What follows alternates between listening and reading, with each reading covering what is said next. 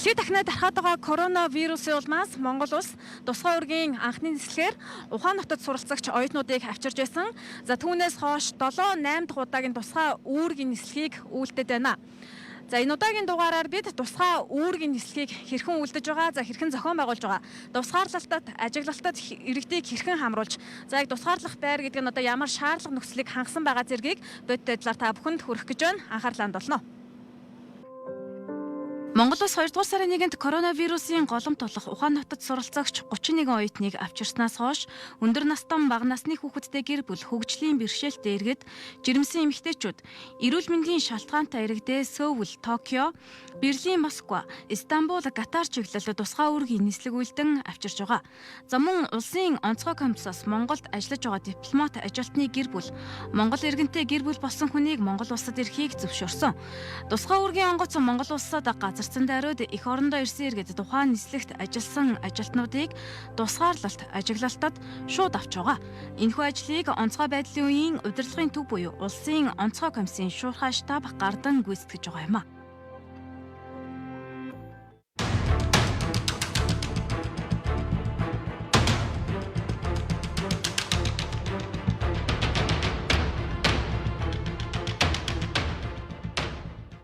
Онцгой байдлын ерөнхий газрын байран дээр улсын онцгой комиссийн шуурхай штаб 24 цагаар за 60 гаруй хүний бүрэлдэхүүнтэйгээр засгийн газар яамд холбогдох агентлагууд олон улсын байгууллагуудын бүрэлдэхүүнтэйгээр ажиллаж байгаа. За бүгдээрээ үргэлжлүүлээд шуурхай штабаас бас үйл ажиллагаа нь яаж үргэлжилж байна, ямар зохион байгуулалтаар явж байна гэдгийг тодруулъя.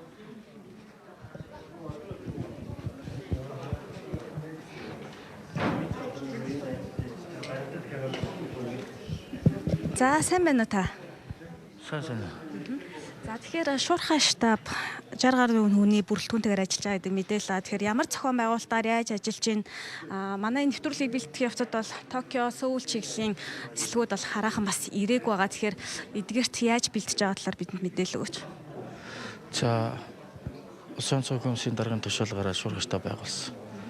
Шуурхай штабд үндсэндээ 60 гаруй төрөл мэргэжлийн байгууллага багш байгаа. Дотроо 4 бүтцтэй ажилладаг. Ажиллагааны баг, төлөлтийн баг, хангалтын баг, санхүү захиргааны баг гэдэг. Тэгээд эхлээд штаб байгуулагдсныхаа дараа маш богино хугацаанд хийх нэн төрөний ажлыг бид нар эренбэлж гаргасан юм. Тэгээд тэрний эхний ээлжинд юу байсан бэхлээр шинэ коронавируст халдварын цар тахалтай тэмцэх стратеги төлөвлөгөө босруулах гэдэг. Тэгээд энд сууж байгаа хүмүүс маань эрүүл мэндийн яам, хөсүүд, онцгой байдлын байгууллага, мэргэжлийн ханалт, за хууль зүйн дотоод хэргийн яам, төрөл мэргэжлийн зам тээвэр яам, Монголын улаан загалмаа гэдэг нэг баг болчихсон хамт олон. Тэгээд энэ баг хамт олон маань одоо энэ төлөвлөгөөг маш хурдан босруулад Монгол улсын шадар сайд улсын онцгой комиссийн дараа батлуулчихсан. Энэ бол үндсэндээ бол одоо барих том стратеги нь тэгээ юм тохиолцоод арга хэмжээг авах төлөвлөгөө гэсэн үг. Одоогийн эрх зай шинэ нислэгт холбогдвол өмнөх нислэгүүдийн үеийн татан авалттай холбоотой байр энэ төлөлтийн арга хэмжээнүүд яаж зохион байгуулах вэ гэдэг төрөл болгон дээр эдгээр маань ингэж ажилтдаг эмчиг үүрэгтэй. Энд хангалтын багийнхан ажиллаж байгаа. Үндсэндээ хөдөө аж ахуйн юм дээр хүнсний бүтээгдэхүүний нийт судалгаан дээр тулгуурлаад яг Улаанбаатар үнэхээр гадна тийш аюул зал тарцсан үед энд хотод байгаа бүх хүмүүс ингээд хатуу хөлөөрөө тогтоож жоод энэ хугацаанд хэд тоног хоолоор хангах, хүнсээр хангах боломж байна уу гэдэг зүйлийг судлаад үтсэн. Ямар ч бас эхний ээлжинд бол бид нэр твдэд байх хориг бол боломжтой нөөцтэй байж байгаа. Анх удаа тэрс Монгол улсын хэмжээ судалгаа гаргаж үзэж байна. Сонин судалгаанууд гарч байгаа. Бүх оюутлын үйлдвэрүүдийн судалгаа үзлээ. Хоёроо маск ойчих боломжтой оюутчдын судалгааг хүртэл гаргаж үзсэн. Ингэж одоо ижигрэн үзчихээд энэ нөөцөн дээр тулгуурлаж ийж хариу арга хэмжээ зохион байгуулдаг. За ийшээ ажиллагааны баг. Энэ хүн дээр бол одоо жишээл бүх нислэгээр ирэх хүмүүсийн судалгаа ирж байгаа. Тэгээд энд ирж байгаа судалгаан дээр тулгуурлаад хангалтын багийнхны судалсан байр хоол мол толгойд асуудал шүү дээ. Энтэйг уялдуулаад аль газараа хэдэн үнэ оруулах уу? Татан авалт болгон дээр төлөвлөсөн төлөвлөгөөний хадагуу нисэх бодол дээр одоо бид том дэлгэцээр ингээд онгоцоо буух бүх зүйлийг харна. Тэгээ нисэх бодол дээр буунгутал за эхний автобус орлоо, хөсөөдрөө хэдэн хүн явлаа. За дараагийнх нь бэлтгэх, дараагийнх нь ор одоо тэр буудлын руу явах хэвээр бүх ажиллагаагаа бүхэлд нь ингээд зохицоор зохион байгуулна. Энэ талд бол иргэний юуныхаа МИАТ-ын ирчихсэн иргэнээс гэрсэн гадаад харилцааныхын тэр бүх мэдээлэл цуглуулад ингээд өнөөдрийн Солонгостой холбогдуулаад юу гарсан? Бүх мэдээллийг хичнээн одоо бүртгэл хийгдүү хэдүүн шинжилгээнд хамрагдсан бай, шинжилгээний бичгнүүд нь байна уу гэхээр гадаад хэргийн яам одоо өөрсдөө консулаар дамжуулаад бүх мэдээлэл бид нар энд аваад дүгнэлтийгээ сууж байгаа. Яг эцсийн одоо бүртгэлээ хийгдээд хэдүүн ирэх гэж байна. Энэ өндөр бид нар тулгуурлаж за нэг ховоож авахт нэг буудлын дээр 35 хүнтэй чи 49 хүнтэй тийм буудлууд байх юм бол яг тэр хүнийхэн тоогоор бид нар автобусныхаа хэмжээ багтаамжийг тооцох гэдэг ч юм уу энэ бүх зүйл дээр ажиллаж байгаа. Энэ хэсэг газар бол яг нэг зардал мөнгөтэй холбоотой бүх судалгаа тооцоог хийж байгаа. Үндсэндээ биднэрт гаргаад өгсөн Улаанбаатар хотод орон нутагт гаргасан төлбөрөө төлсөн болон төлөөгүй хүмүүсийн бүх нэр усын бүгдийг гаргаад өгч гисэн. За энэ шилний задлал дээр ирж байгаа дуудлага болгоныг 4 утас ингээд манай албан агчд ингээд тавьчихсан ингээд утсаа мэдээлэл хүлээж аваад бүр гаднаас ирж байгаа иргэдтэй холбоотой бүх мэдээллийг энд ингэж хүлээж авч байгаа. Тэгээ бид нар эссэн мэдээлэл болгон дээр шуурх хүлээж аваад ямар их асуудал яригдэж байна гэд шийдвэрлэх ёстой зүйлийг шийдвэрлэн гэдэг чинь иймэрхүү байдалтай. Тэгээд хоногийнхоо мэдээг үндэсний аюулгүй байдлын зөвлөлийн гишүүдэд за тэгээд шадар сайдад хүргүүлээд тухай үед нь шийдээд өндөрлөл бэрхшээлийн зохицуулаад уламжлахыг уламжлаад газар дээр нь ажиллах хүмүүсээ газар дээр нь томилж ажилуулад гэх мэтлэн гээ. За инхүү тусгай үүргийн нислэгт мэрэгжлийн хяналтын 2 байцаагч халдвар төвчин судлалын үндэсний төвийн нэг эмч хамт нисч нислэгийн хугацаанд иргэдийн эрүүл мэндэд хяналт тавьж байгаа. За онгоц Монголд газартгаад зорчигчдыг онгоцноос буунгууд ариутгал халдваргүй төлийг шууд хийж байгаа. За зөвхөн Сөүл Улаанбаатар чиглэлийн тусгай үүргийн нислэгээр жишээ авахад төр болон хувийн хвшлийн 130 орчим хүн энэхүү ажиллагаанд оролцох жишээтэй байна. За 4-р сарын 2-ны өдрийн 20 цаг 20 минутад Сөүл Улаанбаатар чиглэлийн тусгай үүргийн онгоц Чингис хаан олон улсын нисэх буудал дээр газардлаа. За энэхүү онгоцонд бол 261 хүн ирсэн байгаа. За эдгээрээс одоо амьсгалын аппарат шаардлагатай зэрэг хүмүүсийг бол түргэн тусламжийн машинаар шууд авч явж байгаа. За мөн имчилгээний заалтаар ирсэн хүмүүсийг бол одоо цэргийн төв эмнэлэг рүү за шинж тэмдэг илэрч байгаа хүмүүсийг халдвар төвчин судлалын үндэсний төв рүү урт талгаар буулган авч явж байгаа. Зарим тусгаарлалт ажиглалт буюу зочид буудал байрлах ажилтнанд байх хүмүүсийг хойд талгаар буулгаж байгаа. За эдгээр хүмүүс нь бол одоо жирэмсэн нялх хүүхдтэй зэрэг заалтаар ирсэн хүмүүс байгаа юм а. Онгоцонд суухаас өмнө одоо онгоцон суугаад наашаа ирэх хүртэл бас хүний биеийн байдал өөрчлөгдөх магадaltaй гэж хэлжсэн. Суухаас өмнө бол биеийн халууныг хэмжиж байгаа. Онгоцонд нислэгийн явцад дунд нь нэг буухаас өмнө нэг хэмжиж байгаа. Тэгээд ерөнхийдөө одоо нөгөө халуун хэмжгээс гадна бас нэг ажиглалт хандлагын нэг хэлбэр нь бол хүний биеийн байдлыг ажиглах тандах тухайн хүнд ямар нэг нислэгийн явцад зовөр өгч нөгөө энийг бол замын дурштын 2 байцаагч бол хийж аваад нэг эгнээгээ хуваарлж аваад тийм болохоор бол энд буугаад хандлт хийдгээс илүү цагийг бол хэмнэсэн үйл ажиллагаа олж байгаа гэж бодож байгаа. Онгоцон дотор одоо зорчигч бүрийн эрүүл ахуйн байдлыг яаж хангасан бэ? Амны хаалтыг авахгүй 2 цаг тутам солино. Тэгээд уух юм уухгүй болж өгвөл маш их хүнд нөхцөл байдал биш болвол бас 0-д орохгүйгээр ингэж аль болох халдвар хамгааллын дэглэмийг хамгаалах үүднээс тэр ажлуудыг бол хийж онгоцныхаа одоо нислэгийн аль боломж нөхцөлтэй байна. Тийм л яд. Тэгэхгүй бас яг одоо онгоцны нөгөө суудлын зай тэгээд босод зүйлээс болоод нөгөө бидний мөрдөд байгаа 1.5-аас 2 метр гэдгийг бол барих боломжгүй байгаа. Тэгээд суудлаа сольж суухгүй байх тэр мэт зөвлөгөөнүүдийг биелүүлэхийг зорчигчдод сануулж тэгээд тэрнийг бас шаардаж ажиглаж тэр зөвлөгөөний дагуу аль болох халдвар хамгааллын дэглэмийг тараахгүй байх үүднээс 2 байцаагч ингэж ажиллаж аваа. Түүнээс гадна хөсөөтийн нэг эмч аваа ямар нэг байдлаар шижигтэй өвчний шин тэмдэгтэй зорчигч байвал шинжилгээ судалгаа хийх ажиглалт хийх юм бас нэг эмч болол явж байгаа. Төрөвчлсөн онцлогоор ашиглаж байгаа юу? Шаардлагатай тохиолдолд төрөвчлсөн онцлогоор ашиглахад бэлэн гэсэн энэ нислэгт бол төрөвчлсөн онцлогоо бол хэрэглэх шаардлагагүй байсан гэж үзсэн. Одоо халуун ороход 3 удаа үзэхэд бол халуунтай зорчигч илрээгүй учраас шаардлагатай. Тэгээ шинэ тэмдэг нь бол ерөнхийдөө нөө эрүүл мэндийн шалтгаантай олон зорчигч ирж байгаа учраас тэр байдлаар өвчний шинэ тэмдэгтэй хүмүүс ирж байгаа гэж ойлгож байна. Тэгэхээр бас ирж байгаа зорчигчдын хувьд бол яг өөртөө онц шаардлагатай ачаагаар тийшин даав тэгээд томоохон хэмжээний ачааг нь бол дараа нөгнө гэдэг зүйлийг ярьж байгаа. Тэгэхээр яг тухайн орноос ирж байгаа нэрэг зорчигчдын ачаа тийшийг халдваргүйжүүлэх тал дээр яаж ажиллаж байгаа вэ?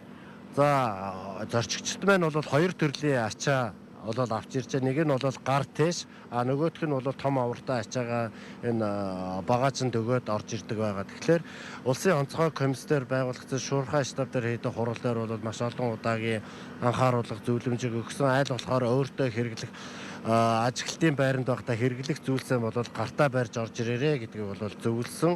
Тийм учраас одоо гартаа орж ирж байгаа ачаан дээр нь халдваргүйжүүл тэгээ хүндэн нөгөөд ажиглалтын байр руу явуулнаа. За том оврын ачаа тийшийг нь бол одоо энэ онгоцноос буухт нь халдвар өвчин судлалын үндэсний төвийн ажилтнууд бол халдваргүйжүүлээд энэ Монголын иргэний агаарны тээвэр компани карго агуулгад бол 14 хоног хадгалаад 14 хоног хадгалсны дараа бол ар гэрийнхэнд нь бол өгөхөөр бол энэ зөвлөмж журам бол гарсан тийм байгаа.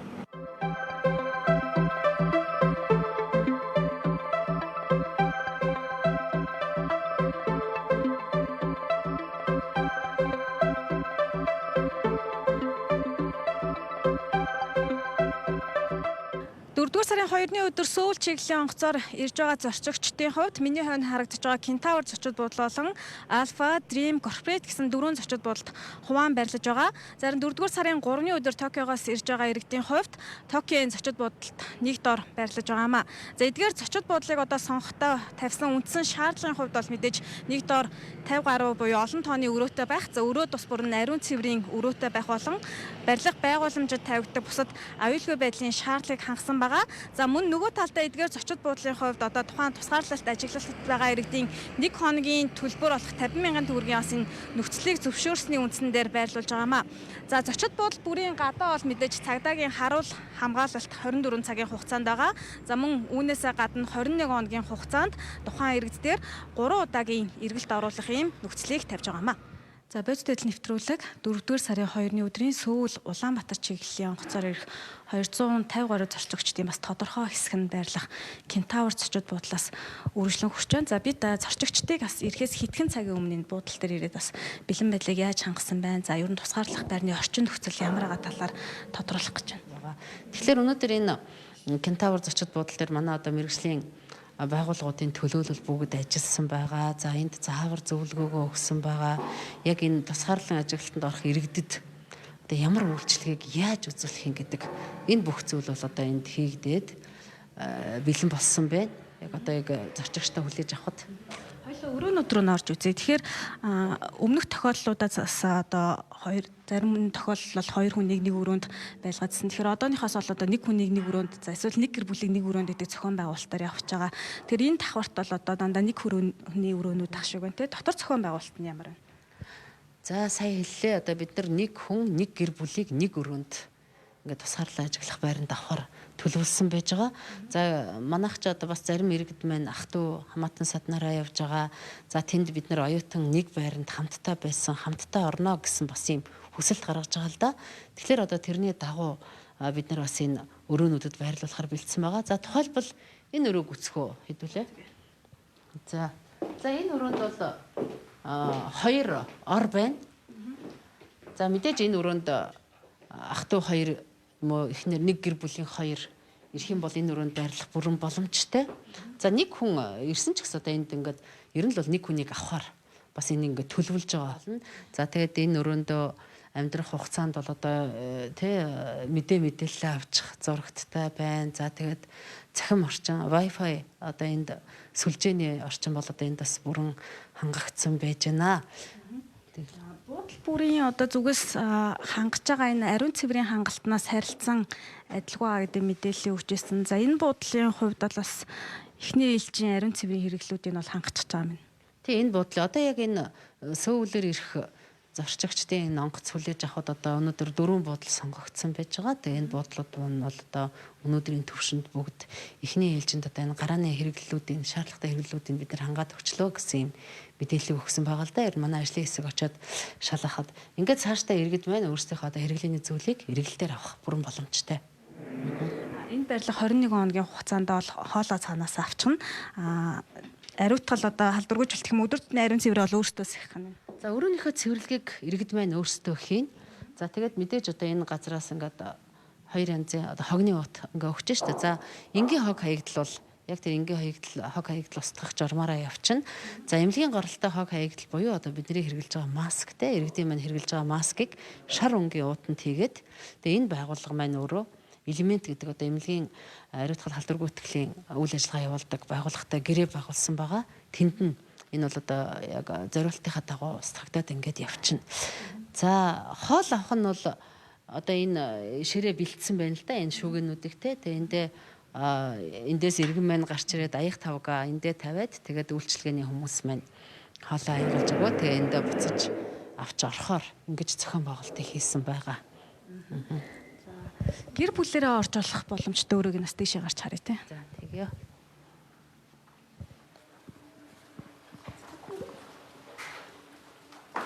Тэгэхээр энэ бол гэр бүлээрээ байрлах үр байгаа те. Шаардлагатай бол энд бас ор нэмээ тавьчих болно.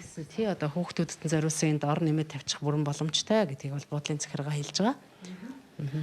Тусгаарлалт ажиглалтад байгаа иргэдийн хувьд бас агааржуулалтын асуудал дээр нэлээд санаа зовсон байдалтай юм бил одоо халдвар ахаас өршин сэргийлэх тал дээр цон хонгоолох за эсвэл энэ буудлынхаа өрөөний яг агааржуулалт тал дээр ямар байгаа вэ? За энэ буудлын агааржуулалтыг одоо манай хүмүүс маань зөвхөн сорно тэ сорох юм автомат агааржуулалтын системтэй гэдгийг нь бол одоо бас үзэж танилцсан байгаа. За тэгээ мэдээж одоо бид нэр бас механик агааржуулалт буюу цонхны энэ салхивчаар бас агаарыг оруулах бас юм бүрэн боломжтой байгаа. Тэгэхээр энэ одоо автомат систем нь зөвхөн сорох болохоор бас энэ өрөөнөөс одоо халдвар гэдэг юм уу. Одоо эн чинь эмнэлзэн шинж тэмдэггүй хүмүүсээ л бид нэр тусаарлаж байгаа шүү дээ. Тэгэхээр энэ дээр бол одоо айх аюулгүй байж болно. Тусгай үргийн нислэгээр ирсэн иргэдийг амралт совиллын газар зочид буудлуудад хуваан байрлуулж байгаа. За байрлаж байгаа газруудын хувьд зарим нь халаалт муутай сэрүүн нөхцөлд зутарч байгаа ч хоолны амт чанар сайн байгаа бол зарим нь тав тухтаач гэлээ хоолны амт чанар муу байна гэсэн шүүмжлэлийг хэлж байгаа.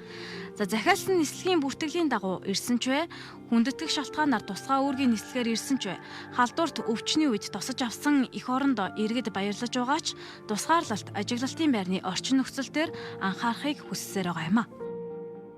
Нийгэмд мэдээж энэ онцгой нөхцөл байдлыг бид ойлгож байгаа. Нэг дагах ёстой. Нэг ойлгож байгаа. Гэхдээ одоо баг баянд байгаа. Миний хувьд энэ ч байгаа бас олон хүмүүсийн хувьд байгалийн нөхцөл байдал хаос хүнсний тал дээр нэлээд шүүмжлэлтэй хандмаар байгаа шүү. Мах ононгоос өрнөхгүй. Хаяр мах удаа өгч. Тэрийг мэдэж чадахгүй бас иддэггүй.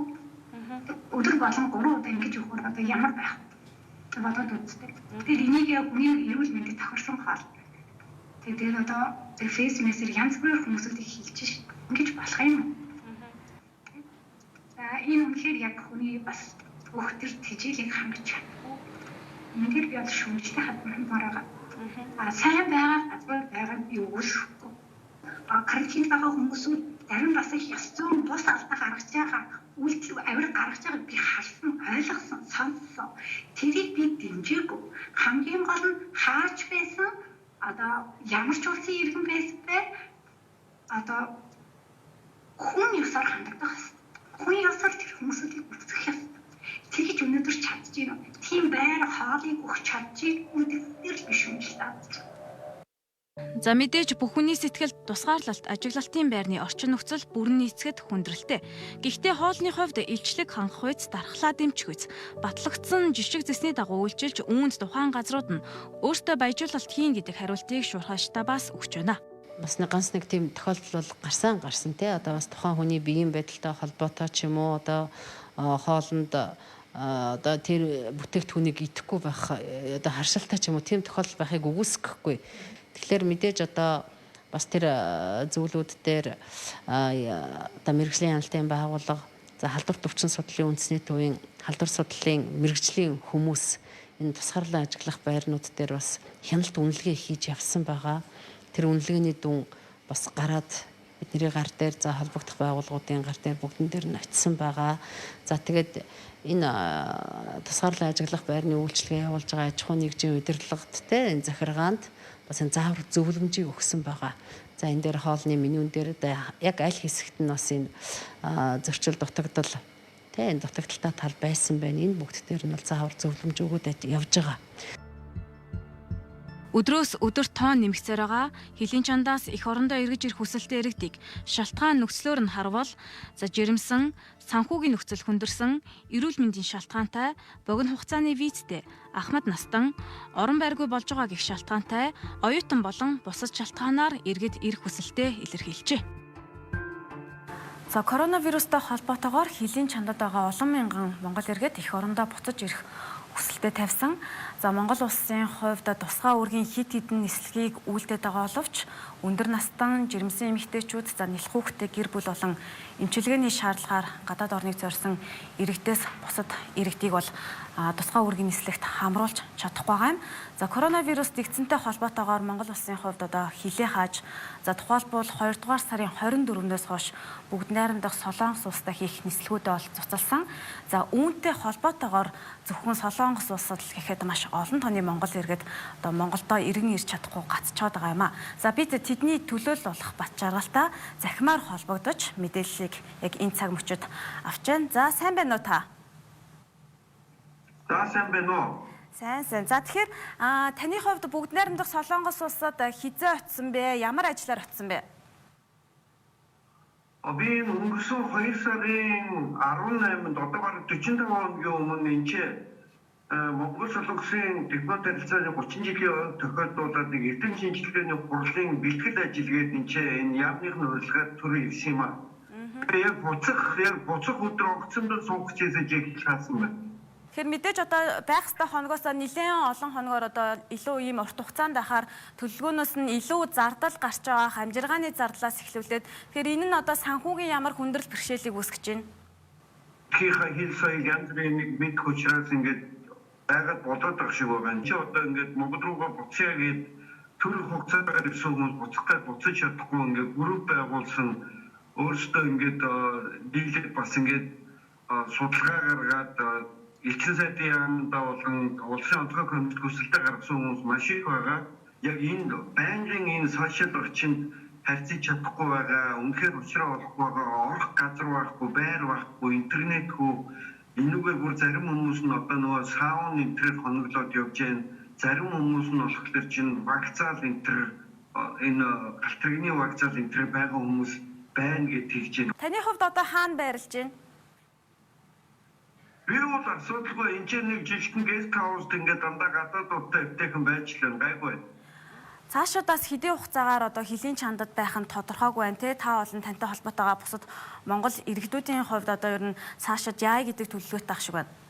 Одоо бол бид нар элчин сайдын яам болон консулын үйл ажиллагааг л харахаас өөр ямар ч арга байхгүй байгаа. Тэглээгээд ямар өөрсдийн дугаард өөр орноор дамжиж нэрснэ гэж байгаа биш. Өөр орноор дамжих юм уу гэх юм бол басад ажилтнанд орно.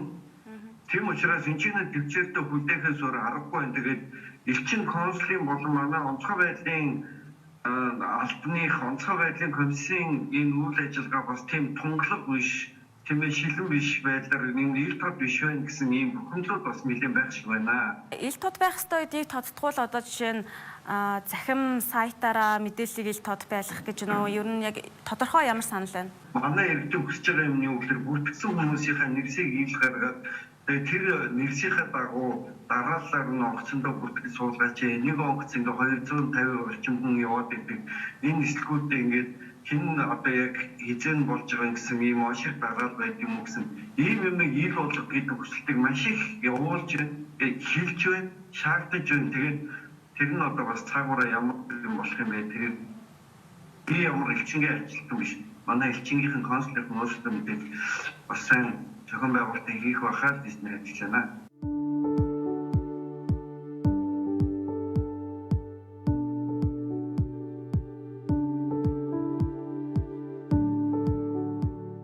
Тусгай үүргийн нислэгт багтж байгаа иргэдийн хувьд бүртгүүлсэн дарааллаар орж байгаа гэдэг мэдээллийг өгöd байгаа. Тэгэхээр иргэдийн хувьд яг бүртгүүлсэн дарааллын ил тод хармаар байна. Захим сайттай байршуулж болдгоо юм уу тийм илүү ил тод байх тийм хүсэлтийг тавиад байна л да. Энэ тал дээр ямар хариулт өгөх боломжтой байна? Манай улсын Чикагогийн конвенцэд иргэн эсхийн конвенцэд нэгдэж орсон. Энэ конвенцээр хүлээсэн Монгол улсын үүрэг юу гэхээр зорчигчдын нэрсийг зөвхөн эрх бүхий одоо хоёр улсын төрийн байгууллагууд, хөлийн шалганы байгууллагууд хоорондоо солилцдог. Энэ өөрөө терроризм бусад аюулгүй байдлыг хангах үүднээс энэ мэдээллийг ингэж солилцдог болохоос биш, иргэд олон нийтэд чөлөөтэй ингэж үзэж болохоор зарлах ийм хориотой байдаг юм аа. Энэ өөрөө хувь хүний нууц болон улсын аюулгүй байдалтай холбоотой байдаг. Үүнтэй энэ конвенцийн дагуу улс орны дотоодынхаа хууль тогтоомж, хууль эрх зүйн орчныг босруулж энд нийцүүлдэг юм аа. Тэгэхээр манай улсын хувьд бол хувь хүний нууцын тухай хууль бол үндсэн хуулиар хувь хүний одоо болон эрүүл мэндийн нууц бол нууцлалт хамаардаг. Жишээлбэл эдгээр иргэд маань бол дандаа л эрсдэлтэй бүс нутгаас өвчлөлт аргасан бүс нутгаас ирж байгаа.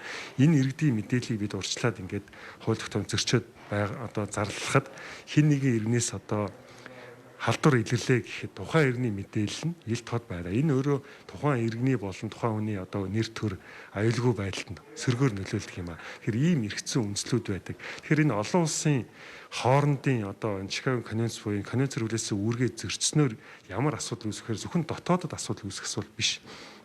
Энэ нисэх зөвшөөрлийг чинь дандаа улс дамсан зөвшөөрөл авдаг. Жишээлбэл Солонгос, Япон руу нисэхэд хятадаар дамжин өнгөрөх, агаарн зайгаар дамжин өнгөрөх зөвшөөрлүүдийг тухай бүр авчиадаг. Тэгэхээр олон улсын өмнө хүлээсэн үүргээ биелүүлээгүй улсад нислэгийн зөвшөөрөл өгөхгүй байх хүртэл асуудал үүсдэг учраас энэ ийм санаа утга учиртай байдаг юм аа. Тэгэхээр санхүүгийн хүндрэлд орсон иргэд байгаа те бүр хоноглох газаргүй болцсон, бүр мөнгөгүй болцсон ч юм уу. Тэдгээр иргэдийн хувьд одоо цаашдаас хэрхэх вэ? Өндөр настан биш, жирэмсэн биш гэх нэг зорилттой бүлгийн хүн биш болоо одоо үлдсэн хүмүүс нэлээд хүндрэлтэй харагдаад байна л та. Элчин сайдын яам консулын газартаа хандах хэрэгтэй болов уу? Яах хэрэгтэй болов? Эдгээр иргэд элчин сайдын яам консулын газартаа хандаад явж байгаа. Хандаад эхэлсэн байгаа. Энэ иргэн бүртээ бид нар бүртгэлжүүлээд холбоо тогтоогоод цаашид нөхцөл байдал хэдийн хугацаанд үргэлжлэх нь тодорхой биш. Энэ цаг үед хилийн хязгаарлалт хизээ одоо сулрах вэ гэдэг, зөвлөрөх вэ гэдэг энэ тодорхойгүй байгаа энэ цаг үед бид нар гадаад харилцааны элчин сайдын яамдаараа одоо нөөц төлөлгөө хариу арга хэмжээний төлөлгөө боловсруулад явж байгаа. Энэ мэдээж мөнгө төрөхтэй холбоо, санхүүтэй холбоотой асуудал байгаа. Энэ асуудлыг бас их усрыг яаж шийдэх үү гэдэг асуудал судалгааны шатанд байгаа. Гэхдээ бид төлөлгөө гаргаж байна. Зөвхөн энэ дээр Монгол улсын засгийн газраас гадна бас бусад олон улсын байгууллага, хүмүүнлэгийн байгууллагатай хамтрах чиглэлээр одоо урьдчилан тохиролцоо хийгээд явж байгаа. Тэгэхээр бид бол иргэд үнэхээр хүнд нөхцөл одоо орж байгаа тийм тохиолдлуудыг элчин сайдын бүгд мэдж байгаа, мэдээлэлтэй байна. За өдрөөс өдөрт тоо нэмэгцээр байгаа. Эх орондоо иргэн ирэх хүсэлтэй Монгол иргэдийг тусгай үүргийн нислэгээр хэрхэн татан авчирж байгаа. За мөн тусгаарлах байрны орчин нөхцөл ямар байгаа талаар та бүхэнд тал бүрээс нь мэдээлэл хүргэлээ. Бодит байдал танд хүрлээ. Анхаарлаа хандуулсанд баярлалаа.